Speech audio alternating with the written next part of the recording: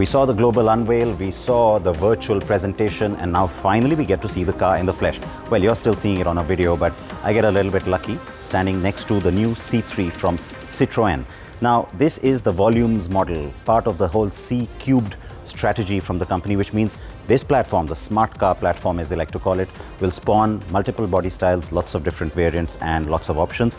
This is the first one. The car will be exported from India, and primary markets will be in the ASEAN and Latin American as well as the African markets. And it is very much a C3. There's a reason why the company says it picked that badging. There already is a C3 in Europe, but it's the badge that Citroën uses for its B segment hatch. That is what this is. Now, B segment hatch, that whole terminology may be a little bit archaic, especially in our context, because who really cares about actual divisions between segments anymore? It's about attributes, it's about what excites you, and that is where Citroën is playing with this car. So SUV-like styling, two-tone roof options. There are going to be 4 colors. There's a dark gray, there's a steel gray, which is kind of like a silver gray, and then of course there's a white, and there's an orange. So you can have the two-tone option with black roof or the orange roof. Lots of customization options as well being offered with this car, 56 customization options, and 3 factory-fitted packs that in terms of styling you can opt for as well, called Elegance, Energy and Vibe. There's a whole bunch of accessories that get clubbed together to make those packs. You can choose that at the time of purchase. 2 engine options, both petrol, both 3-cylinder. So essentially same block, but one which is turbocharged. The output, 80 bhp on the naturally aspirated and 108 bhp on the one that gets the turbo.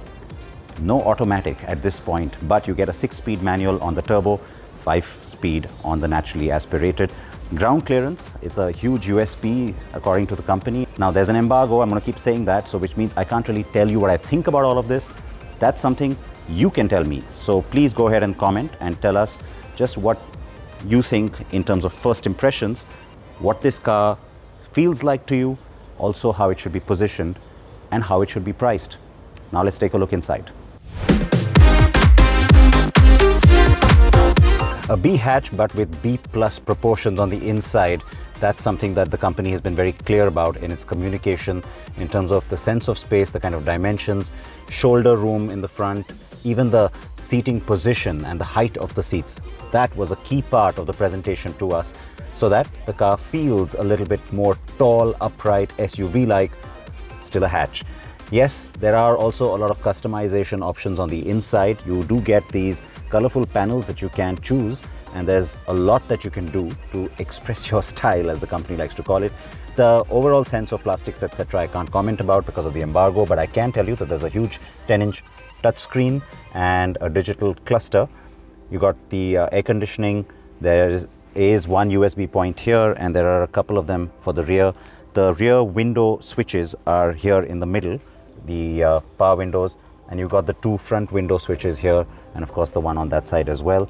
The steering wheel intentionally created in a way that it's a little bit compact, because they want to get that sense of more maneuverability into the wheel, and so it's an under 5-meter turning circle according to the company as well. That's something that we will of course check out on the road. In terms of styling and in terms of what you're seeing here, a lot of it is very typical Citroën territory. Again, I can't tell you how I like it or don't just yet, but you can take a look at it and see that there is a lot of use of color, interesting plastics, different textures, different kind of a palette, and the AC vents have a very specific Citroën design, feel and identity. At the back now, theater style seating in the back, which means you get a sense of better visibility even as a rear passenger. Now could be tight for 3 people, but of course still definitely a 5-seater.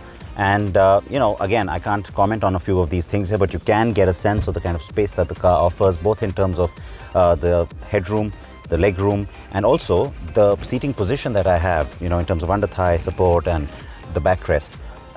It does instantly give you a sense of being not quite hatch-like, and that is something that's different. That's all I can say at this point. I did mention that there are 2 USB points back here, and you know what? You also get a 315-liter boot, and there are a whole lot of options that you can do from the point of view of customizing as well. So it's nice and deep, as I mentioned, 315 liters, but the lip sits kind of high. So we'll have to see how that works out in real world conditions when you're trying to load things in, but nice big sense of space as far as that boot is concerned. Styling wise, of course, the car, the way that bumper is, the higher lip, even the height of the car, yes, very, very much SUV like. That is intentional from a styling point of view because, of course, a lot of buyers, customers, they like that sort of thing. 15-inch wheels, again, biggest for its class, says the company. But what is the class? I think that's going to be the key question because Citroën is very careful not to badge this as the C3 Aircross. They're calling it a hatchback. But it will play in that space where a lot of buyers have a lot of interest. So will it take on premium hatchbacks? Will it take on entry hatchbacks? Will it take on micro SUVs like the Tata Punch?